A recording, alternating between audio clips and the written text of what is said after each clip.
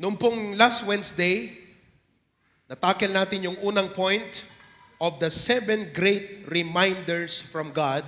At yan po, I will be with you. I do not care how tough the situation may be, how seemingly impossible the problem to solve, how big the mountains are in life, how intense the storms are, you have to have this assurance from God. Tayo po, ang ating ikinabubuhay ay ang mga assurance na galing sa ating Diyos. Ilocano, pamatalged.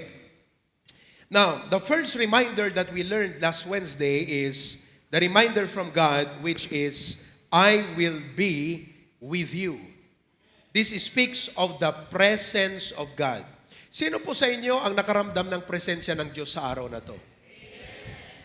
Tingnan mo ngayong katabi mo, parang walang presence of God sa kanya. Ano? Nasa kanya bang presence of God? Tingnan mo nga, tingnan mo lang. Oo. Alam niyo po, let's not miss the opportunity of living day by day by experiencing the presence of God in our life.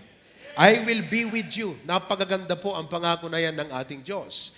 Ang presence of God, mga kapatid, addresses our situation just like the life of Joseph in Genesis 39:2. And the Lord was with Joseph. Sino pong na kay Jose? Panginoon. At ano pong nangyari sa kanya? He was a prosperous man. Tandaan niyo po, nasa Egypt siya, malayo sa kanyang pamilya, wala po siyang kakilala, he had all the disadvantages, but the presence of God was his greatest advantage. So I don't really care your disadvantage in life. If you have God, you have all the advantages. Tatandaan niyo po yan lagi, mga kapatid. Okay? Parang hindi po pumasok sa iba sa inyo. Okay? Sabi ng Bible, and he was in the house of his master, the Egyptian. Tingnan niyo pong buhay niya, maasenso. Let me ask you tonight, nasa iyo ba ang presence ng Diyos? Sino po rito ang maasenso? Maasenso ba kayo? Umaasenso ba? Teka, sino po sa inyo ang nasa kanya ang presensya ng Diyos? Sino po ang umaasenso? Masasabi niyo bang umaasenso kayo ngayon? Because if you have the presence of God, you're a prosperous man. Now, if you look at your life and you are not prospering, ibig sabihin, may problema doon sa connection mo sa presensya ng Diyos sa buhay mo. So, God's presence prospers. Not only that, but in Matthew 28:19-20, this is the Great Commission of Jesus Christ. Ano po? Nung sinabi niya, go ye therefore teach all nations, baptizing them in the name of the Father, the Son, and the Holy Ghost, teaching them to observe all things. This is our mandate. This is our call. Ito po ang ating trabaho bilang mga believers. I want to remind you that you are a Christian who happen to be a teacher, a Christian who happen to be an engineer, a Christian who happen to be a carpintero, a fisherman, or a student, at lahat na. And as a Christian, your duty is to win souls. The Bible says go, not sit down, not relax, not enjoy life. The Bible says go. Everyone wants to enjoy life. No one wants to go. We all want to have an enjoying of life, but we don't want to win souls. Every Christian should be winning souls. If you're not winning souls, you're not doing your call as a Christian. Hindi mo ginagawa ang trabaho mo bilang Kristiyano. Your duty is to go, to win souls. And then the Bible says, baptize them. So how do you get them baptized? Bring them to church. Dalhin mo sila dito sa church. And then the Bible says, teach them to observe all things. So, pag ikaw ay saved, magbahagi ka ng gospel, dalhin mo sa church para makilala niya ang church family, maging member through baptism, at turuan mo siya, discipleship, upang siya ay magturo din ng iba. Yan po ang sabi ng Panginoon. And there are more than 5 billion people around the world. There are several thousands of people here in Bacara, almost 500,000 here in Ilocos Norte. At bilang mga Kristiyano, that is our call. To win souls, to disciple believers. And God said, I will be with you. Ibig pong sabihin, habang ginagawa mo ang gawaing sinabi ng Diyos na dapat mong gawin, mararamdaman mo ang presensya ng Panginoon. Do you know why many of you Christians come to church and it seems you feel, bakit ang layo ng Diyos sa akin? Di ka nagsosoul winning. Hindi ka nagdi-disciple. Kasi ang sabi ni Kristo, ang sino mang gagawa, ang sinong hahayo, mangangaral, magbabautismo, at magdidisipulo, I will be with you. Ibig sabihin, the more you do the mandate of God in your life, the more you experience the joy of His presence. Naramdaman nga, sabi mo ngayong gabi, why do I feel backslidden? Why do I feel cold? Bakit ang Christian life ko very dry? Bakit parang ang layo ng Panginoon sa akin? Oh, mga kapatid, you miss one thing. You are not doing the work of God. You are not doing the work of God. You are in the church, but it seems the Spirit of God is not with you. You have the Holy Spirit of God, but you don't feel His presence in your life. So, when you do, on the other hand, when you do the work of God, don't worry and don't be afraid of anything. Think big, win more souls, we can do more for the glory of God. Bakit po? Kasama natin ang ating Panginoon. I will be with you. That is why, take this very carefully, faith empowers you to think big. Faith empowers you to think big. If you have faith in yourself, you believe that you can do something. But if you have faith in God, you believe in what God can do. So faith empowers you to think big. And I would like to encourage each and every one of you tonight, listen to me, be involved in soul winning. Sino po sa inyo ang nakapagbigay ng gospel tracts o nakapag-share ng gospel nitong last week? Oh, kita nyo mga kapatid, di kayo nagsusoul winning. Oh, tagal-tagal na nating church, di ba? Tagal-tagal mo ng Kristiyano, hindi ka nagsusoul winning, di ba? Disciple. Sino sa inyong nagdi-disciple na? Di ba? Pag nagdi-disciple ka, nagsusoul win ka, doon mo mas mararamdaman ang joy ng presence ng Panginoon. Next, in Hebrews 13:5, Jesus said, be content with such things as ye have. For he hath said, I will never leave thee nor forsake thee. Anong ibig sabihin ng Panginoon yan? Ang makakaramdam ng kagalakan ng presensya ng Diyos sa kanyang buhay ay yung ini-exercise niyang contentment sa kanyang buhay. When you allow contentment to rule your heart and to take place in your heart, then you experience the joy of God's presence. Nothing quenches God but discontent and covetousness. Pag pinairal po natin sa ating buhay ang discontent, pag pinairal natin sa ating buhay ang pagiging materialistic is the love of money. Pag pinairal natin sa ating buhay ang lust of the flesh, ito po yung mga evil desires ng laman. The spirit is quenched and you cannot feel the power of His presence. Sapagkat ang nagpapaikot, nag-ooperate sa buhay mo ay kapangyarihan ng laman, kapangyarihan ng iyong sarili, at hindi kapangyarihan ng Diyos. But when you choose to be content with life, then God will manifest the joy of His presence in your life. So gusto nyo po bang maramdaman ang joy of God's presence sa buhay nyo? Anong dapat po natin gawin? Just like Joseph, trust God. Just like the Great Commission, win souls, disciple believers. And just like Hebrews 13 says, choose to live a life of contentment. And when you choose to live a life of contentment, ang contentment po kasi, prerequisite yan para makapag-serve ka sa Panginoon. Kung bakit maraming believers ang hindi makitang naglilingkod sa Diyos is because of their insatiable desire for worldly things. Imbes na nasa church, nasa barkada, kasi po yung desire nandun. Imbes na nasa gimong, nasa trabaho, bakit po? I want to have more money. So their lack of contentment hinders them from serving God.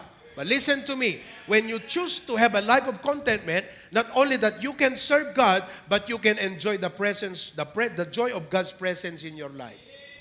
Amen po ba? So, ang pangako ng Diyos, I will be with you. Ano po yung ibig sabihin ng I will be with you? God's presence. Ano po yung dapat nating gawin? Review. Let me see if you're learning. Ano ang dapat po nating gawin para ating madama yung sinabi ng Panginoon, I will be with you? Ano pong natutunan natin kay Joseph? You have to what? Anong dapat mong gawin? So it doesn't matter how difficult your life is, you're surrounded by crisis, but if you look up to God, just like Joseph, God's presence will cause you to prosper in life. You are just like a plant that will bear fruit in the wilderness of life. Akalain mo yun, wilderness, dry, walang tubig. Tumubo yung halaman, nagbunga pa. Ikaw yun pag nasa iyo ang Panginoon. Sapagkat siya, He will cause you to prosper in life. He will cause your leaves to all stay green, and He will be the supply of water that will cause you to flourish and to yield fruits in your own season. Kaya mga kapatid, trust God, look up to God. Pag may problema ka, huwag ka sa Facebook, sa Panginoon ka tumingin. I encourage you tonight, look up to God. Amen? And ano natutunan natin sa Matthew 28 sa Great Commission ng Panginoon? How can we experience the joy of God's presence? Anong gawin natin? Soul winning at kanina lang po sinabmit sa akin ni Glyza yung first discipleship niya dun sa dalawa nilang kasama. Tingnan nga natin sila. Nandun sila ngayon eh. Oh. Di ba? Oh. Ganito lang kasimple ang logic niyan. Gawin mo ang kalooban ng Diyos, mararamdaman mo ang presence niya. Gawin mo ang hindi niya kalooban, mararamdaman mo ba ang presence niya? Siyempre hindi. Because God manifests His presence when you do His work. Ayan oh. To God be the glory for that. So I hope magpatuloy kayo sa inyong discipleship. Alright? And what have we learned in Hebrews 13:5? How can we experience the joy of God's presence? Ano po ang dapat nating attitude? Contentment. Ano pong ibig sabihin ng contentment? That you are thankful to God for what you already have, and for what you do not have, still you are thankful to God for it. Di ba? Kung wala kang bahay ngayon, thank God. Kung may bahay ka, thank God. Pero hindi yun ang pinaka-main issue ng buhay mo. Ang main issue mo, seek ye first the kingdom of God and His righteousness. Inuuna mo ang Diyos in your schedule. Inuuna mo ang Diyos sa iyong mga blessings materially. Inuuna mo ang Diyos sa mga interest mo. Hindi yung nauuna yung gusto mong interest kaysa yung interest ng Diyos para sa iyo. So you can only do that when you exercise contentment. Prerequisite po yan.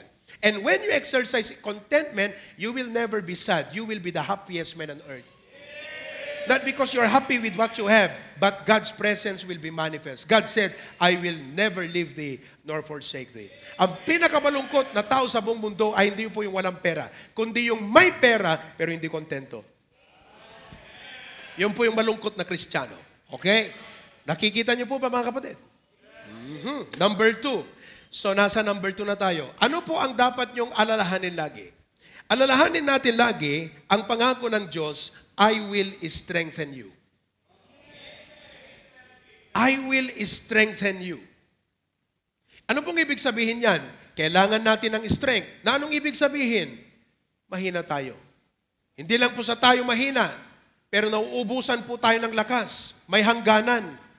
The fuel and energy that we have every day, mga kapatid, is being what? Nawe-wear down po yan, nauubos po yan. And you know, before we get into the verses, I would like for you to realize, our family needs us to be strong.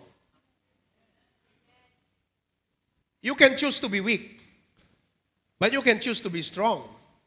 Because God said, I will strengthen you. So if God said, I will strengthen you, therefore to be strong is a choice. And if you are weak today, that's your choice. Kung mahina ka spiritual, mahina ka sa pananampalataya, mahina ka emotionally, mahina ka, it's your choice. Sapagkat ang sabi ng Diyos, I will be your strength. I will strengthen you. Ibig sabihin, pwede ka pala maging malakas. Bakit to? Biruin mo ba naman yung magpapalakas sa'yo? Biruin mo ba naman yung panggagalingan ng lakas mo? Naintindihan niyo po yon? So you can be strong in life no matter what. But that's your choice. That is why you need to choose to be strong. But to be strong in the Lord. Not from your own strength, not the strength of your education, not the strength of your own mind, not the strength that comes from people's promise, but the strength that comes from the Lord. Amen po ba? Napakaganda po yung sinabi ng Ephesians chapter 6 verse number 10. Pakilagay nyo nga, Ephesians 6 verse 10.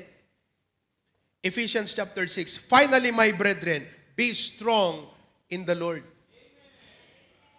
Mamaya pag-iisipan natin, kasi ano pa tong strength na to? Titignan natin yan. Kung ano po yung mga facets, components ng tinatawag na strength. Okay? And in the power of His might. Isaiah 41:10. Isaiah 41:10. Anong sabi po? Fear thou not, for I am with thee. Be not dismayed, for I am thy God. I will strengthen thee. Pwede ka pala maging malakas. Kaya kung hindi ka malakas, pinili mong hindi maging malakas. Kasi ang Panginoon sabi niya, palalakasin kita. I will strengthen thee. I will help thee. I will uphold thee with the right hand of my righteousness. God wants you to be strong. And He is offering His strength to you. Ano po yung strength na ibibigay ng Panginoon sa atin? Na ito po ang dapat nating hingin. Na kailangan natin ang mga strength na to because our family needs us to be strong. I will mention them. But before that, I would like to state further, our church needs us to be strong. Kung gaano na doon sa family mo, kailangan mong maging matatag na Kristiyano, kailangan mong maging malakas sa pananampalataya, kailangan ka rin ng church na ikaw na miyembro ka, malakas ka, matatag ka, matibay ka sa pananampalataya. Sipin mo na lang ang mamiss ng family mo na blessing dahil hindi ka nagpakatatag sa Panginoon. You are a channel of that blessing. But to be a channel of that blessing, you have to be strong. Because you cannot be a channel of God's blessing if you are not strong. Pwede ba makarating yung tubig galing doon sa source, papunta doon sa community, kung kinalawang naman yung tubo? Kailangan yung tubo walang kalawang. Kailangan yung tubo solido. Walang bara. Para yung tubig na galing sa source, makarating doon sa kanyang susuplayang community. Tayo po channel of God's blessing para sa ating family. Bilang tatay, in a way, I am a channel of God's blessing to my children. By what? By training them. By raising them up in the nurture. Kung hindi ako matatag na tatay, mga kapatid, I could not be able to raise strong children. So I need to be strong so I could raise strong children. I could be a blessing to my wife. My family needs me to be strong. At tabing ko po sa inyo, kung ang mga members ng family nyo unbelievers, magulang nyo unbelievers, kapatid nyo unbelievers, anak nyo unbelievers, kailangan maging matatag kayo. Hindi o dapat kayo padala sa tukso, sa hina. Mga kapatid, kailangan nyo maging matatag. Sapagkat sino pong mag-aakay sa kanila kundi kayo rin? Sino rin ang maglalapit sa kanila sa Diyos kundi kayo din? Kung panghihinaan kayo at hahayaan nyo na lang na kayo po ay manghihina samantalang available ang strength na sinasabi ng Diyos, ano pong mangyayari sa family nyo? Sino pong mag-aakay sa kanila? Tayo mga magulang, sino mag-aakay sa ating mga anak kung tayo po ay hindi magiging matatag sa pananampalataya? Kung hahayaan po natin na ang kahinaan ng laman ang siya lamang maghari sa atin samantalang sabi ng Diyos, I will strengthen thee, I will uphold thee with the right hand of my righteousness, kaya pala natin maging matatag sa pananampalataya sa umagitan ng lakas na galing sa Diyos, pero hinayaan natin tayo panghinaan. What happens to our children? Kailangan nila na tayo maging matatag sa pananampalataya. Kailangan nila na marinig nila sa atin na, anak, nag-devotion ka na? Mga magulang, tinatanong nyo bang mga anak nyo, nag-devotion ka na? Pero kung nag-backslide na tayo, nanlamig na tayo sa Panginoon, pinanghinaan tayo, kinuha tayo ng mundo, hinatak ka ng sanlibutan, wala ka ng lakas. Your light is dim. Your salt is without taste. So how can the world be blessed by your being a Christian anymore? Wala na. Sayang mga kapatid. Nasa iyo ang Panginoon, but you just let that potential of Christ being in you, nothing turns into nothing. The presence of Jesus in your life, Jesus said, I can do all things through Christ, sabi ni Apostol Pablo. Huwag mong sayangin yung potential na si Kristo nasa iyo.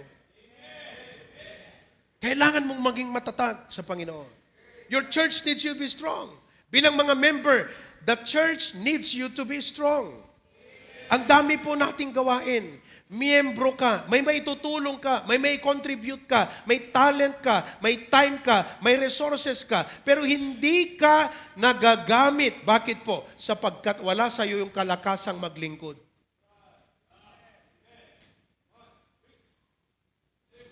Kung sa ibang bagay ng mundo, napakalakas mo, pero pag sa church, mahina ka. Your church needs you to be strong. Amen? The world needs us to be strong believers.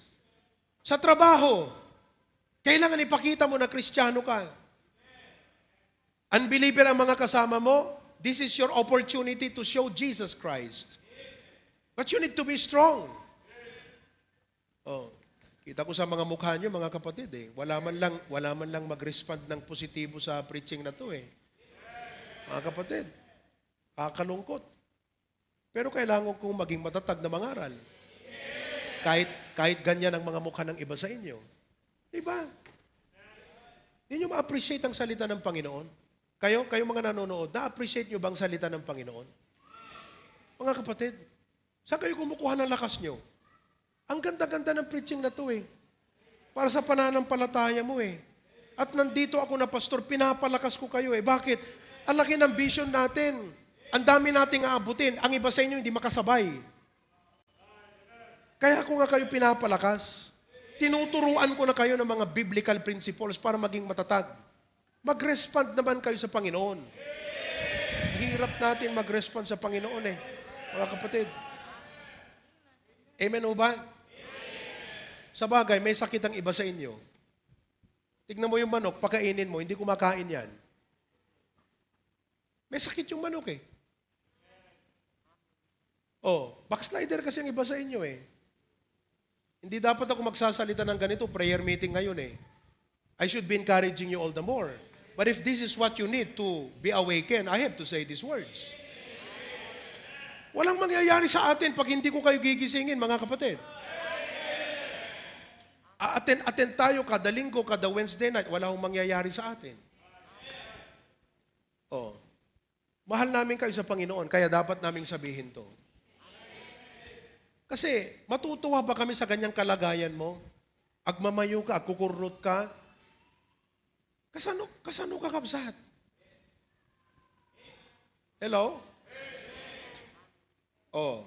Sabi ng Panginoon, I will strengthen you. So our family needs us to be strong. Our church needs us to be strong.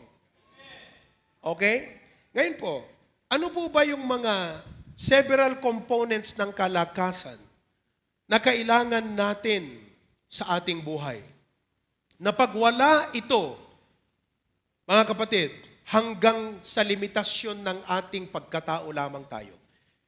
If we do not have these 5 components of strength that only God can supply, kung wala sa atin to, we will only end up doing things hanggang sa ating limitasyon. Remember, as human beings, we are limited. Okay? So here are the 5 components of strength that we need. Number 1, in Psalms 89 verse 17, for thou art the glory of their strength.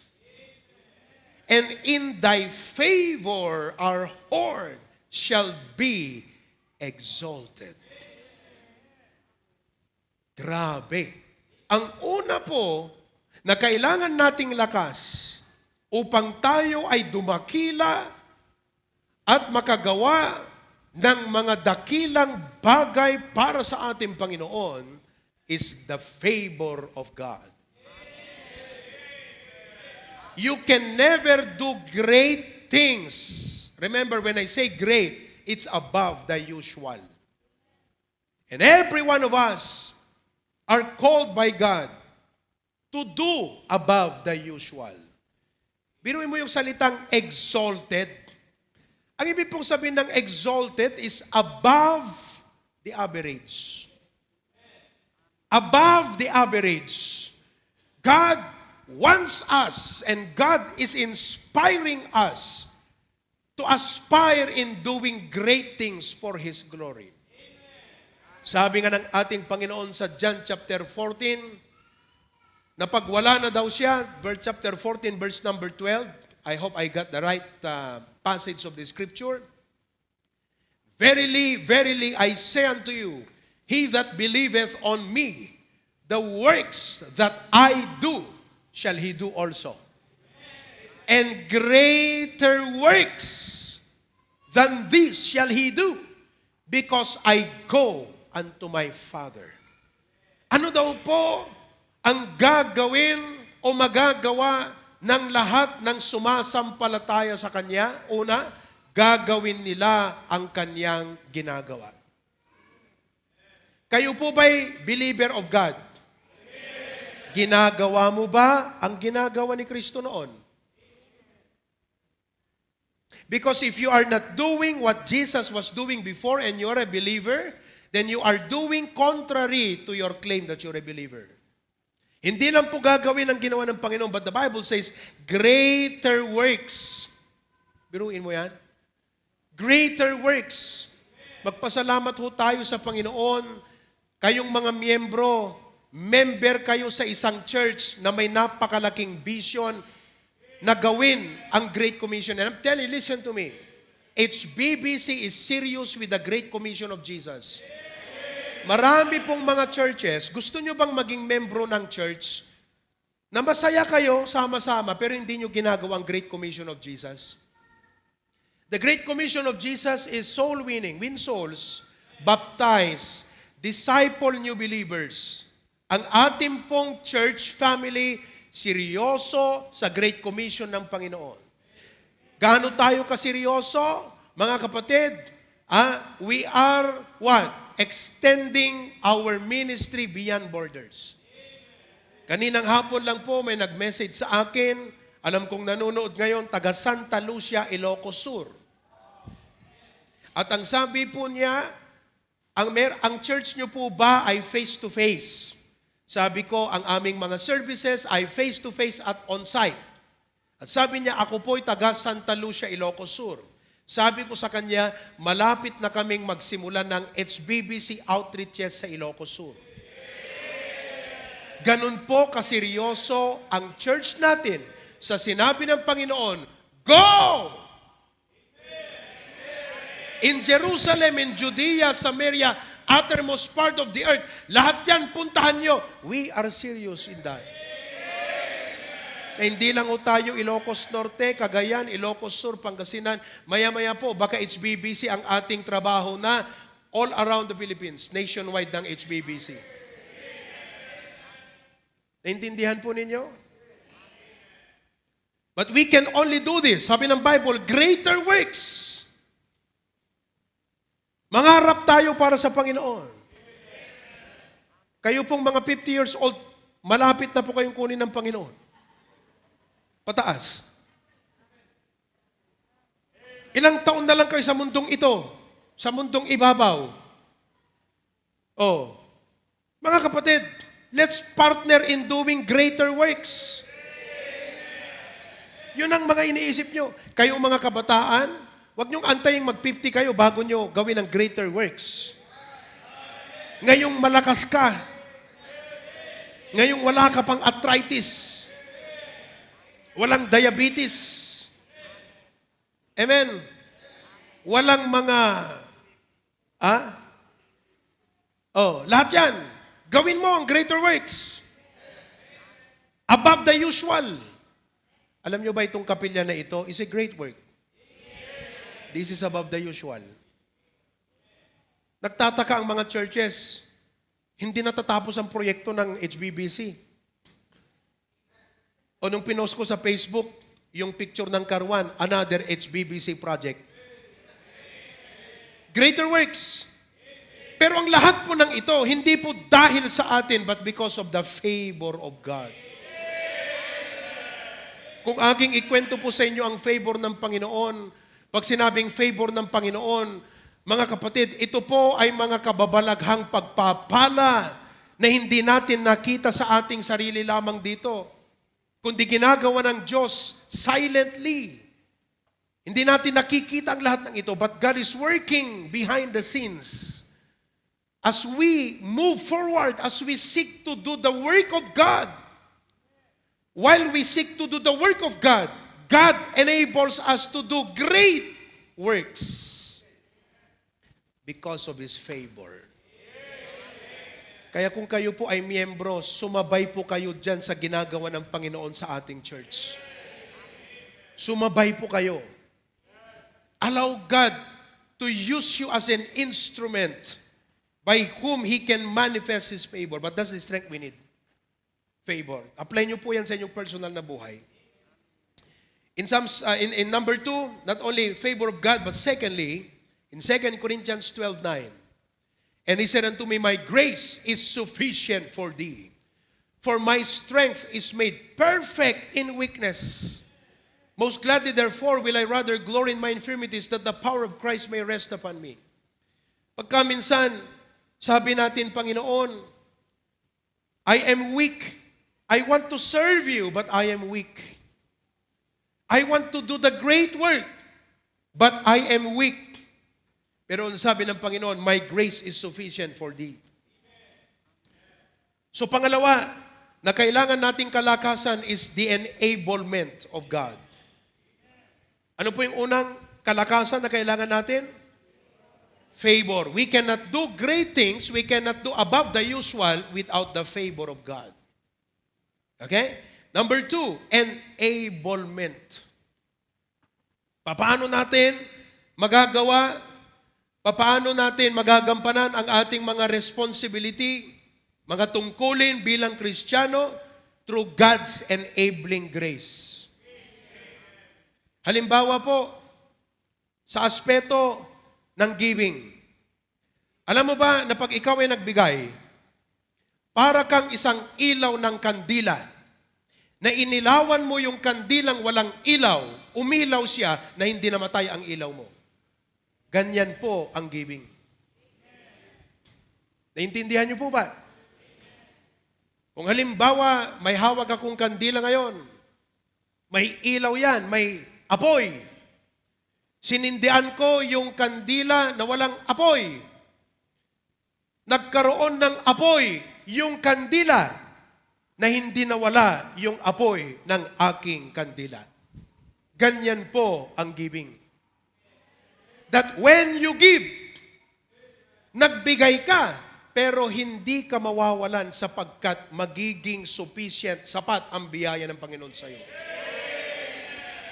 Akala kasi ng iba, pag nagbigay, para siyang kandila, sinindihan niya yung walang apoy, nung nasindihan yung walang apoy, namatay yung kanya. Hindi po ganun ang giving. Ang giving po, kahit ilang kandila pa ang sisindihan mo. Kahit ilang commitments pa, mag-commit ka, kahit ilang projects pa, kahit ilang endeavors pa. Sa bawat sabi ng pastor, mag-commitment tayo. Magko-commitment ka. Kahit ilan pa yan, mga kapatid, hindi ka mawawalan.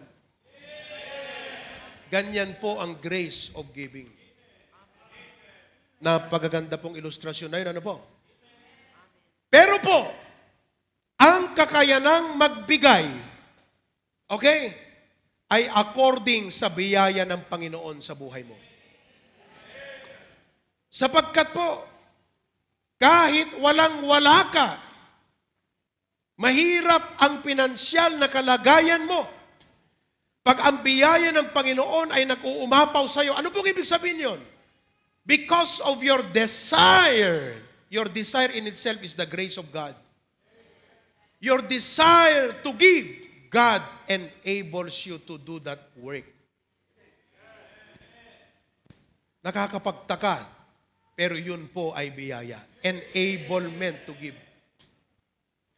Kaninang hapon po, nireview ko ang lahat ng individual giving reports ng isa-isa.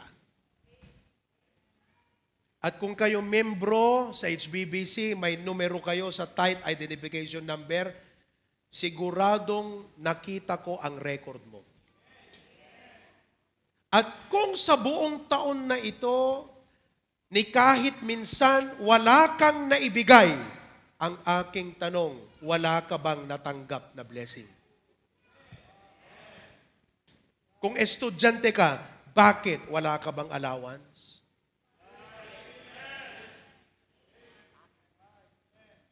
Alam niyo po, sa lawag, mga kapatid, 95% ng lahat ng mga aktibong miyembro, cheerful givers lahat. Dito sa Bacara, kung sino pa yung alam mo na may maibigay, walang laman yung kanyang tithe. Wala. Tanong, wala bang pera yon? Hindi po tanong yung walang pera. Ang totoong tanong, walang biyaya sa kanya. he lacks the enabling grace of giving. Wala ho sa kanya. Kaya mga magulang, evaluate nyo ang mga anak nyo mamaya. Pag uwi nyo, tanungin mo siya, nagbibigay ka ba? Pambihira ka. Sa Diyos galing ang binibigay naming allowance mo, anak. Hindi ka nagbibigay. Paano tayo pagpapalain ng Panginoon yan?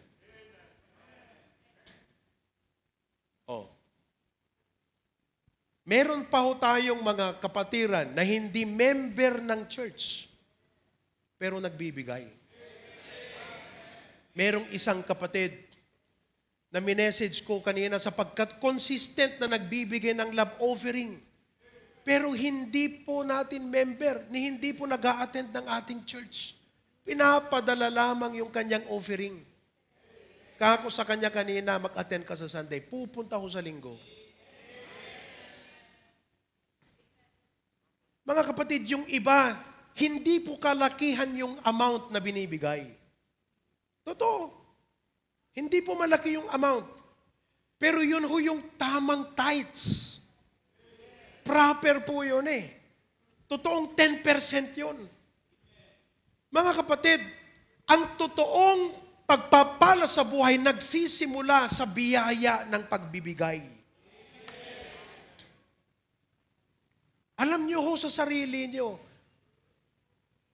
kung hindi niyo po hinayaan ng biyaya ng Diyos ay mag-operate na ang manifestasyon ng biyaya ng Panginoon sa iyo ay sa pagbibigay mo. Nandito ho si Tita Teresa.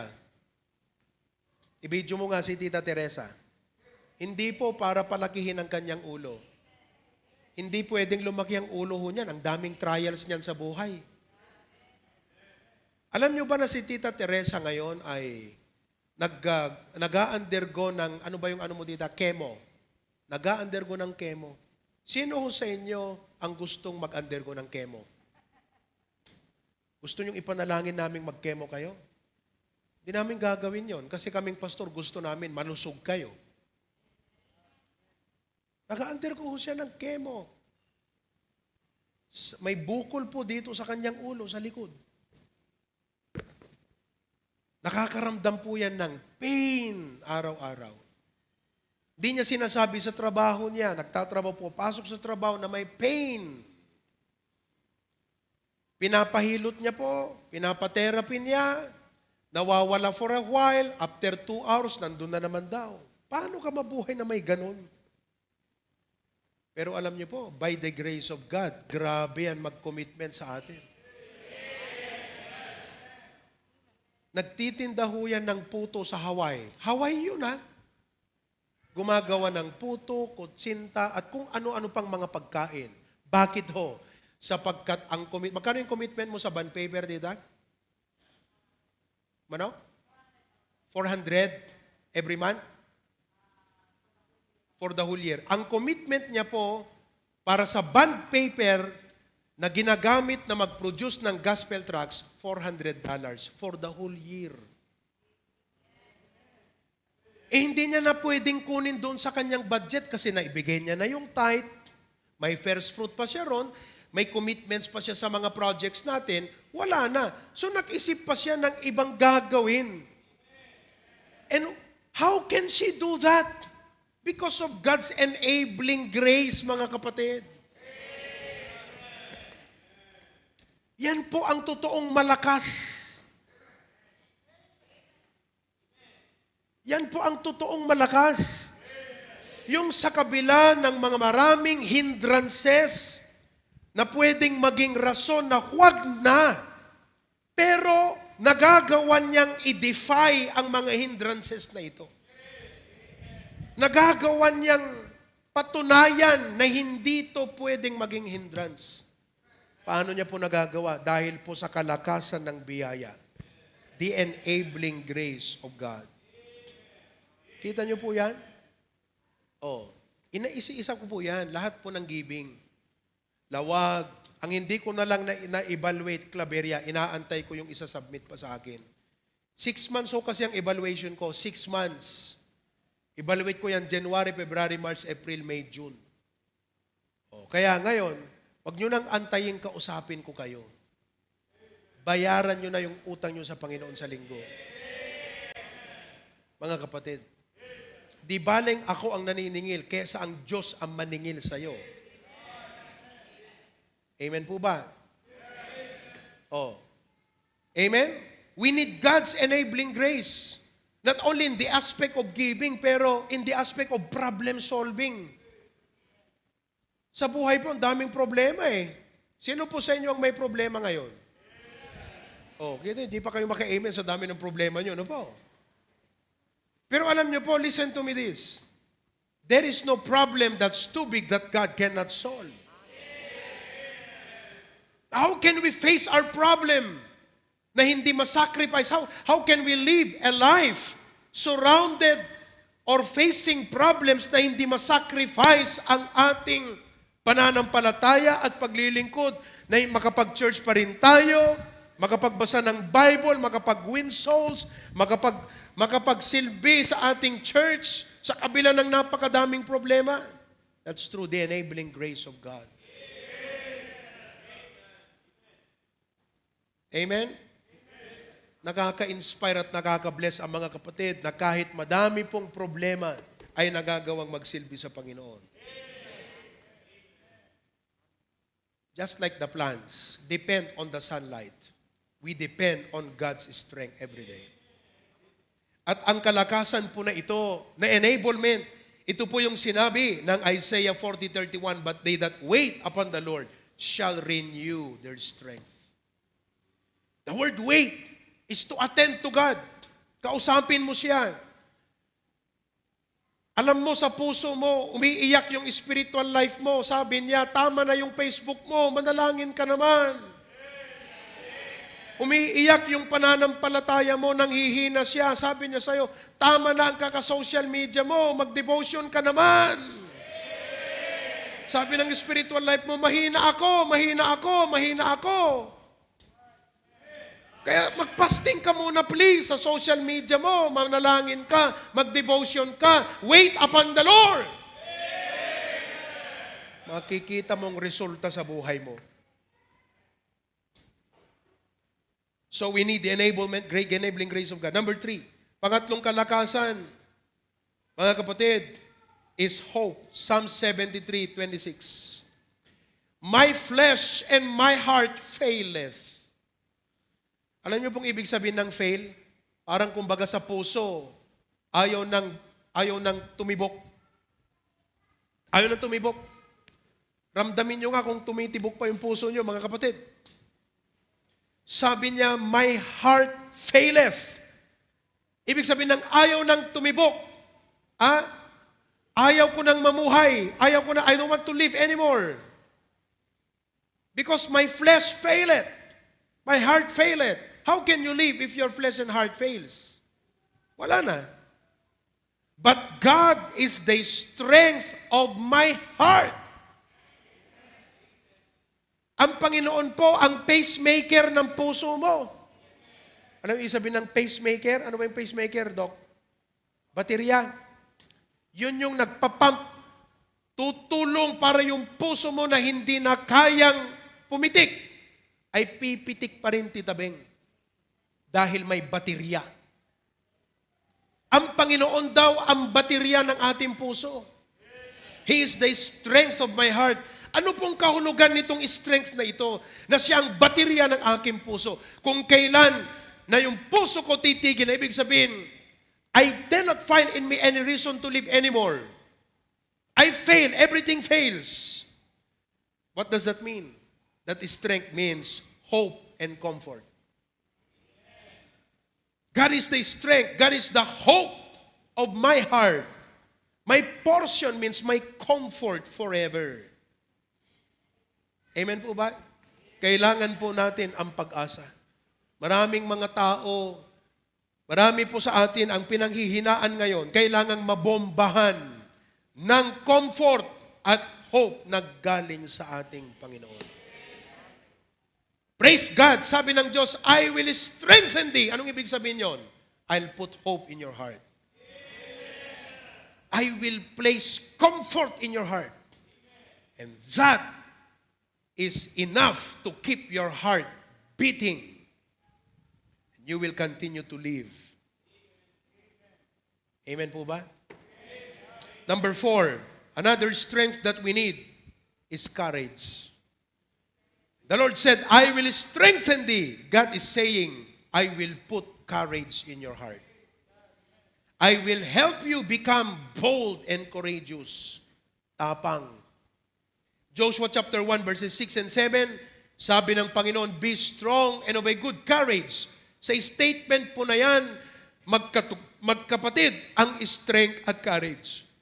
Ibig pong sabihin, ang manifestation ng strength ay courage.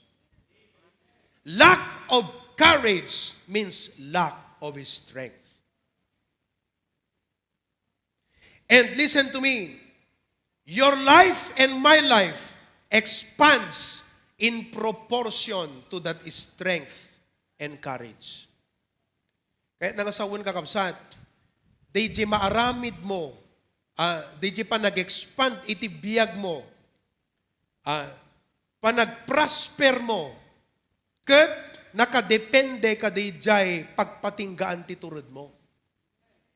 Example, dito pa naglangoy, di kaadayo ti madanon mo, depende di kaya di turod di riknam. Hang ka makaadayon, nuhan na kaya di riknam, no awan turod di riknamon kakabsat ng umadayupay. So your expansion depends upon the limitation of your courage. Kung hanggang dyan lang yung kaya ng tapang ng loob mo, hanggang dyan ka lang. Ibig sabihin, through the strength of God, what we can do is almost limitless. Ibig sabihin, bilang church, marami tayong magagawa, maaabot na kaluluwa, depende ho yan sa ating tapang. It depends upon the level of courage that we have. Because it is fear that limits us. Kaya nga hindi ka matutong lumangoy kasi natatakot ka sa tubig. It is fear that limits us. Courage allows us to take giant steps. It's courage. Kaya mga kapatid, I would like to challenge you to take giant step of faith in your life. Dare. Sabihin mo, Panginoon, mangarap ka para sa Panginoon. Hindi para sa sarili mo. At ang dream na yan, para sa Panginoon, para sa ministry. Have the courage to make it happen. Fulfill it by your grace, by God's grace. Amen? Courage. Last kind of strength that we need is endurance. We need endurance. 2 Timothy chapter 2 verses 1 to 3. 2 Timothy chapter 2 verses 1 to 3. Ang sabi po, be strong and of a good courage. Be strong in the Lord, in the grace that is in Christ Jesus. Verse 2, and the things that thou hast heard of me among many witnesses, the same commit thou to faithful men who shall be able to teach others also. 3, thou therefore endure hardness. So kung makita niyo po, doon sa una, ang sabi ni Paul kay Timothy, be strong in the grace that is in Christ Jesus. Saan niya po kakailanganin yung strength na yon? Doon po sa verse 2, sa pag-disciple. Commit thou to faithful men. At saan niya kakailanganin yung strength na yon? Verse 3, to endure hardness. Pag meron kang goal para sa Panginoon, and by the way, meron po ba kayong goal para sa Panginoon? Ito ay personal na tanong ko sa inyo. Ano ang goal mo para sa Panginoon? Do you have a goal for God? What is your goal in life for the Lord? Makinig ko kayo. Please be attentive to that question. What is your goal in life for the Lord? Gani, what is your goal in life? Regine, what is your goal in life for the Lord? Lex, what is your goal in life for the Lord? Doc Lester, what is your goal in life for the Lord? Nararamdaman nyo habang minemention ko ang pangalan nyo, di ba? Oo, totoo. Anong goal mo? Dito mo marirealize, ano bang goal ko sa buhay? Dapat magkaroon kayo ng goal.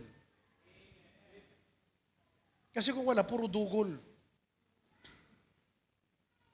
Magandang tanong yan. Alam mo, pag may mga Kristiyano akong kina-counsel, tinatanong ko yan Ano bang goal mo? Pastors, coordinators, you ask the members, anong goal nyo? Hindi yung anong goal mo, hindi lang gano'n. Personal, seryoso. Tanungin mo, anong goal mo para sa Panginoon? Kayo mga tatay, anong goal nyo para sa Panginoon? Dapat may goal ka. Kasi saan mo kakailanganin tong endurance? Kakailanganin mo ang endurance pag sinimulan mo nang gawin yung goal. Pag sinimulan mo nang i-pursue to make it happen. Doon mo kakailanganin ng endurance. Good news. Once you set a goal for God, and you start to take the giant step, you have courage, di ba? Hardships will come along the way. God's strength will enable you to endure all of this. Difficulties and pain and loneliness that you will experience as you follow the will of God. Nagsisimula yan sa ganito, mga kapatid. Ang aking goal para sa Panginoon is in connection doon sa pagsunod ko sa Kanya. Kasi ang sabi ng Bible, if any man will come after me. So pag sumusunod ka sa Panginoon, Christ is taking you from one goal to another. May progress ang pananampalataya mo May progress ang Christian life mo. May progress ang giving mo. May progress ang growth ng spiritual life mo. Paglilingkod mo. May progreso po yan. So Jesus said, if any man will come after me, deny himself. Bakit kailangan kalimutan mo yung sarili mo? Kasi hindi mo magagawa yon pag mahal mo ang sarili mo. Kung kaya mong isacrifice ang isang bagay para sa Panginoon, good. Ang tawag doon, self-denial. Tanong, kaya mo bang isacrifice? Halimbawa, tinawag ka niyang magpastor, isacrifice mo yung ambition mo, kaya mo ba? So doon po nagkakatalo ang Christian life So if any man will come after me, let him deny himself. Because when you follow Christ, He will take you to greater heights. And that requires self-denial. Now, if you are ready to deny yourself, sabi mo, okay, I am willing to deny myself. Okay? Ano sabi ng Panginoon? Take up His cross. Amen? And follow me. So, when you take up your cross and you follow the Lord Jesus Christ, big sabihin, you now start to what? Fulfill God's goal for your life. Anong mangyayari? Difficulties, pain along the way. Pero ikaw, you will not allow yourself to be what? Deterred. Kundi, the second. Dinagets ng iba, okay? Hindi mo hahayaan ng sarili mo, maapektuhan dahil lang doon. Pero hindi basta-basta kasi alam ng diablo kung saan ka mahina.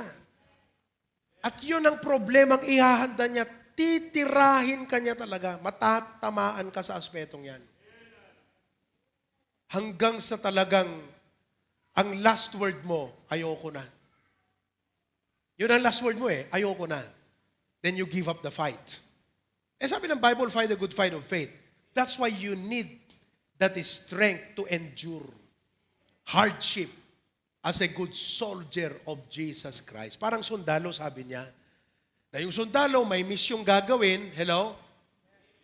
At marami siyang dadaan ng mga mahihirap na bagay sa kanyang daan para magawa niya yung kanyang misyon.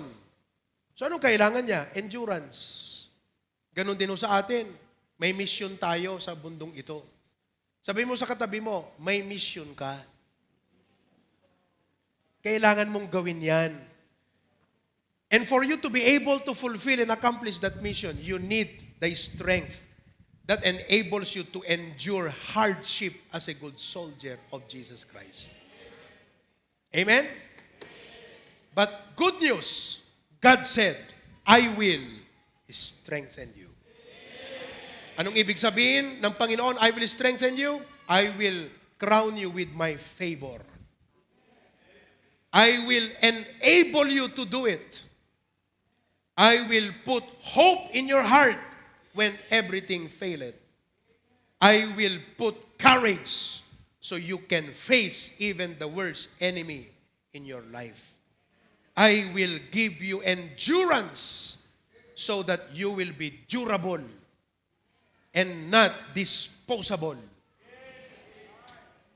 Awatan niyo kakabsat.